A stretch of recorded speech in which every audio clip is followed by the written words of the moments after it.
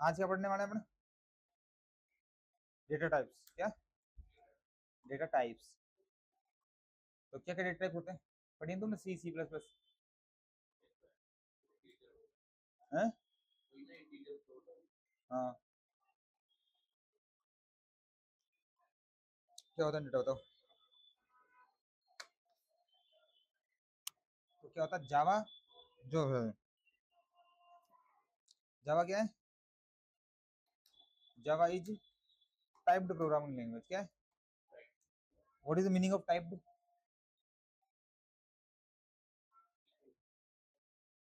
Typed मतलब अपन को जो डेटा टाइप है वो बताना पड़ेगा भाई किस इस वेरिएबल का डेटा टाइप क्या है ना? लिखेंगे ना इंट ए बराबर 10, तो बता देंगे भाई ए में किस टाइप का डेटा स्टोर है, इंटीजर टाइप का डेटा स्टोर है। तो अपन वो पहले बता रहे हैं, इसलिए क्या है, टाइप्ड प्रोग्रामिंग लैंग्वेज है ना, स्टैटिकली टाइप्ड है ना। पाइथन क्या है? डायनेमिकली टाइप्ड है ना। ठीक है। तो इन जावा एप्लीकेशंस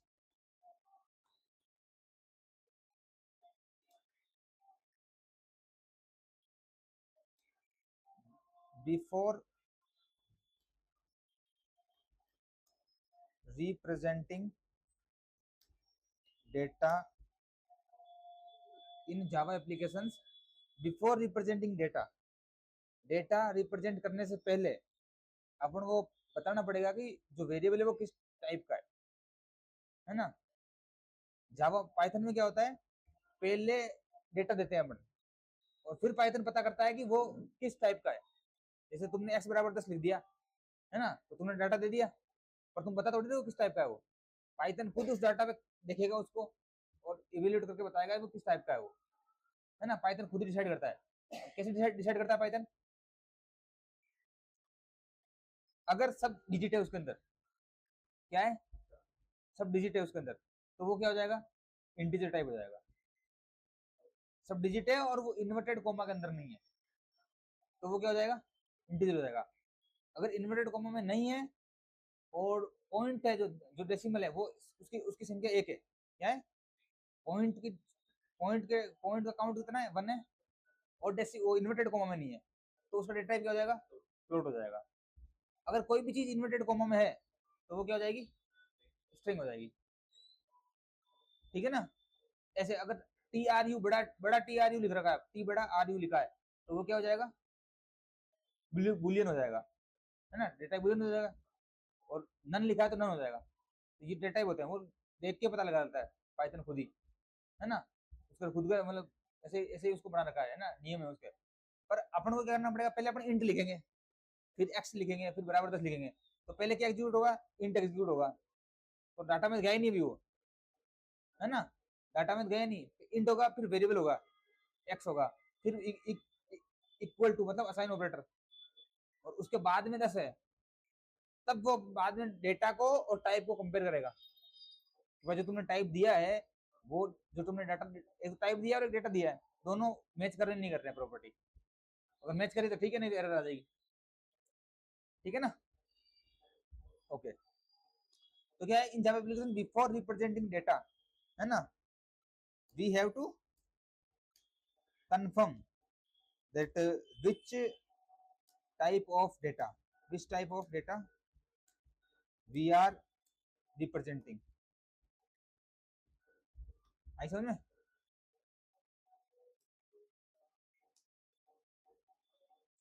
लाइक अब लेते हैं अपन in Java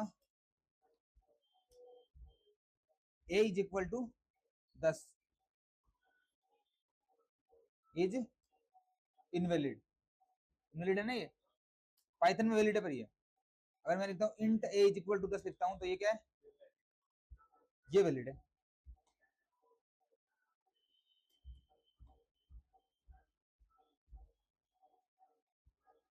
okay.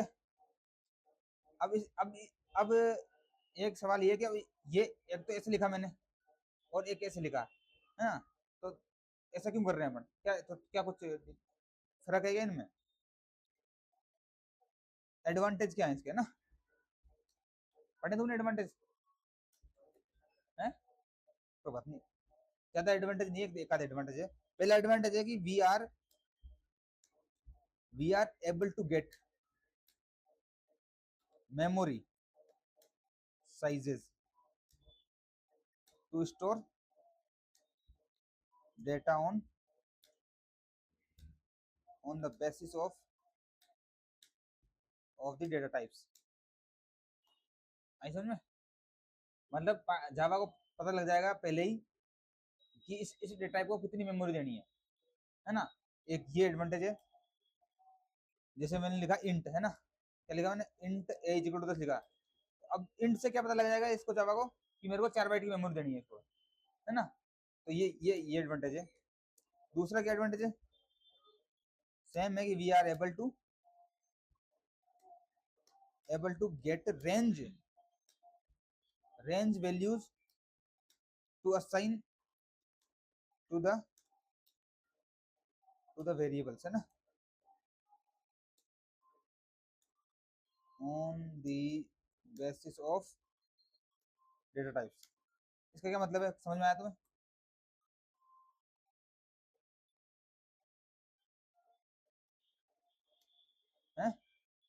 We are able to get range values, एक वैल्यू की रेंज है ना? आई होप दोनों दोनों एडवांटेज समझ में आ गए। ओके, अब आगे चलते हैं अपन। आगे आता है डेटा टाइप्स। क्या आता है? Data types.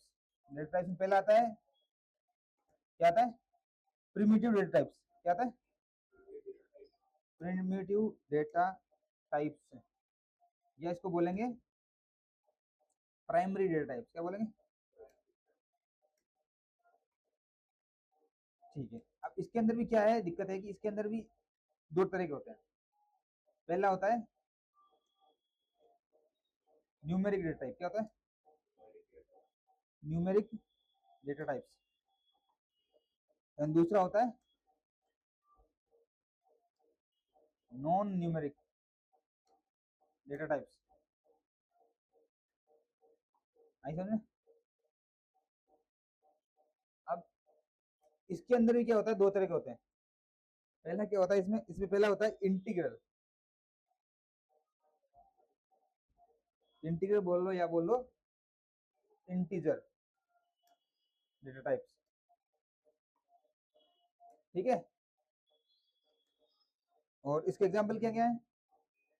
इसमें आते हैं बाइट, बाइट के बाद में आएगा शॉर्ट, शॉर्ट के बाद में आएगा इंट, इंट के बाद में आएगा लॉन्ग। ये किस में आते हैं? न्यूमेरिक डेटा टाइप में, numeric integral integer data type में, है ना। और इसका दूसरा होता है, दूसरा क्या होता है? इंटीग्रल के बाद क्या आता है? Non integral.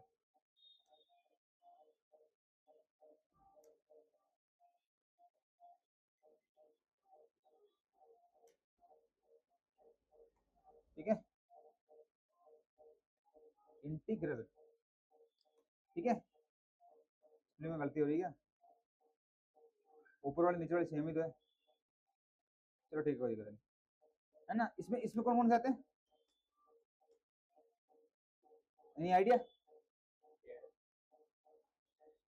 केयर तो करेक्टर हो गया ना, ये तो क्या है, न्यूमेरिक डेटा है ये। इसमें आएगा फ्लोट, डबल। ठीक है, ठीक है नमन जी, आ रहा समझ में? समझ में आएगा, ये नॉर्मल की जगह है। अब दूसरा आता है नॉन न्यूमेरिक। इसमें क्या आएगा? Care and Boolean. ठीक है, ओके। अब पहला तो प्रिमिटिव डेटा टाइप खत्म हो गया। दूसरा आता है, दूसरा क्या आता है? यूजर डिफाइंड आता है। क्या आता है?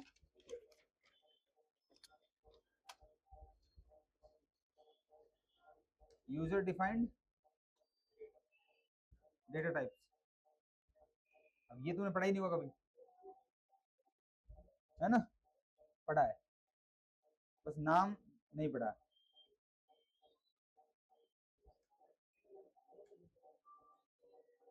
क्या करा है? नाम नहीं पढ़ा। अब इसमें बताऊं कौन कौन से आते हैं। इसमें आते हैं क्लासेस, एब्स्ट्रैक्ट क्लासेस, और एब्स्ट्रैक्ट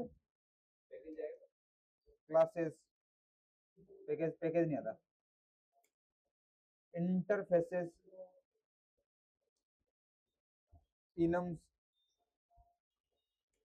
और एरेज।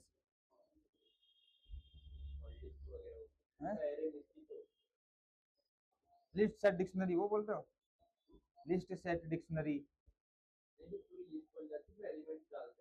तो लिस्ट हो गई, सेट भी तो है, सेट हो गया, टपल हो गई, डिक्शनरी हो गई, बहुत सारी चीजें ये आ गए, ठीक है ना। अब आ गए डेटा टाइप सारे पता लगे तुम्हें। अब इसमें कुछ होता है कि इनकी मेमोरी कितनी होती है।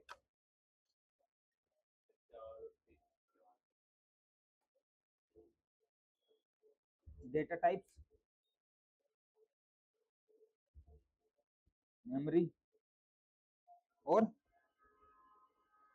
डिफॉल्ट वैल्यू, तीन चीज होती है। पहला डेटा टाइप क्या है? बाइट। इसकी मेमोरी कितनी है?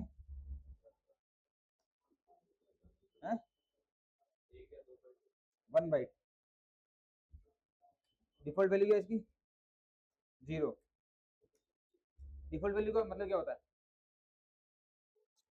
है? डिफॉल्ट वैल्यू का मतलब होता है जैसे आपने लिखा है यहाँ पे इंट a बराबर 10, तो इसकी वैल्यू क्या है कि 10 वैल्यू है ना।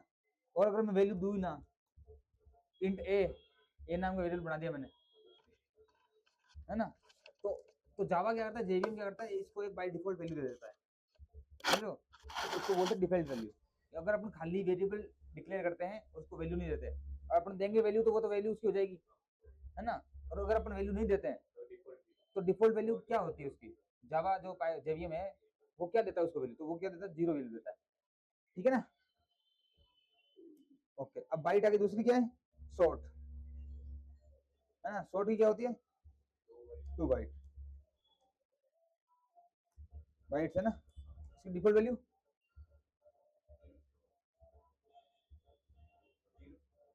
0, ठीक है। फिर आता है इंट, इंट की मेमोरी कितनी होती है, 4 बाइट, डिफॉल्ट वैल्यू 0। फिर आती है लॉन्ग, फिर आता है लॉन्ग डेटा टाइप, इसकी मेमोरी कितनी होती है, 8 बाइट्स, इसकी डिफॉल्ट वैल्यू 0। फिर आता है फ्लोट, फ्लोट की मेमोरी 4 बाइट और डिफॉल्ट वैल्यू 0.0f, ठीक है। और फिर आता है डबल, डबल की क्या मेमोरी होगी, 8 बाइट्स, इसकी डिफॉल्ट वैल्यू क्या होगी, 0। यार डी लिखो या मत लिखो, है ना, तो तुम्हारी इच्छा, ठीक है ना, डी। उसके बाद क्या था केयर, केयर की कितनी मेमोरी होती है, 4 बाइट्स, ठीक है। नहीं नहीं 4 बाइट्स नहीं होती, 2 बाइट्स होती है, ठीक है। और इसका डिफॉल्ट वैल्यू क्या होती है, करेक्टर की, करेक्टर की डिफॉल्ट वैल्यू क्या होगी, तो करेक्टर तो नहीं है ना वो, 0 1। इसमें आएगा स्पेस, ठीक है। डिफॉल्ट वैल्यू क्या देता है, स्पेस देता है। अब कौन सा करेक्टर बचा, बुलियन, बुलियन की मेमोरी कितनी होती है, 1 बिट, सबसे कम, छोटा होता है, ठीक है। और इसकी बाय डिफॉल्ट वैल्यू क्या होती है, फॉल्स, ठीक। कुछ नहीं, बुलियन में 2 ही होते हैं, ट्रू और फॉल्स, तो बाय डिफॉल्ट फॉल्स होता है, ठीक है। अब ये और कौन सा डेटा टाइप होता है, हो गए सारे।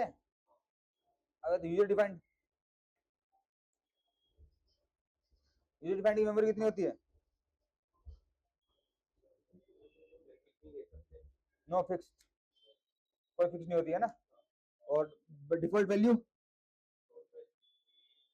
कुछ तो होगी ना, उसको तो देनी पड़ेगी, उस तो भाई उसने वेरिएबल बना दिया, अब कुछ तो नहीं पड़ेगा ना, क्या देगा, जेई में देगा नल, खाली है अभी वो, कुछ भी कितना भी वैल्यू हो सकती है, ठीक है ना। ठीक है, आ गया। अब मैंने तुम्हें ये पढ़ाया था ना, ये रेंज, अब अपन ने ये पढ़ तो लिया, अब बाइट में, बाइट की रेंज क्या है, जैसे बाइट की रेंज है -1 128 से 127, है ना, तो अब पढ़ते हैं अपन रेंज, क्या पढ़ते हैं, रेंज क्या है इन सब की, है ना। तो रेंज निकालने का पाइथन पाइथन में क्या, जावा में एक फॉर्मूला है, क्या फॉर्मूला है,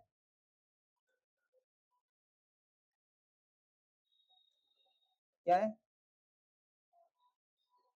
n-1,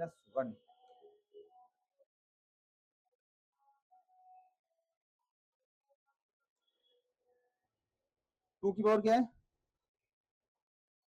-2 की पावर n-1, ठीक है, और 2 कहां से कहां तक, 2 की पावर, 2 की पावर n-1 तक, और इसके अंदर आ जाएगा -1, फॉर्मूला है तो समझे, -2 की पावर n-1 से लेके 2 की पावर n-1 -1, ठीक है। अब यहाँ पे n क्या है, वेयर n इज मेमोरी, ठीक है,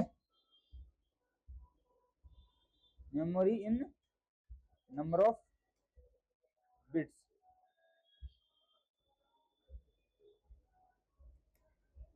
तो अब अपन सबसे पहले निकालेंगे बाइट की, क्या निकालेंगे, बाइट की, बाइट की रेंज क्या होगी, कैसे निकालेंगे, क्या होगा फॉर्मूला, ये 2 की पावर है, ठीक है, तो इसमें इसमें कैसे निकलेगा, 2 की पावर क्या हो जाएगी इसमें, -2 की पावर क्या हो जाएगी, 1 कैसे हो जाएगी, n क्या है, क्या है, तो मैंने क्या लिखा, where n is memory in in number of bits, bytes में नहीं है, तो 1 बाइट इज इक्वल टू कितना बिट होता है, 8 बिट होता है, ठीक है। तो अब कितना n की वैल्यू क्या हो गई, n 8 हो गया, तो ये 8 आ गया, 2 की पावर क्या हो गई, 8 हो गई, कितनी माइनस में हो गई, 2, 2 की पावर 8 हो गई, और इसमें क्या कर देंगे, माइनस क्या कर देंगे, 1 कर देंगे, 2 की पावर 8 क्या होती है,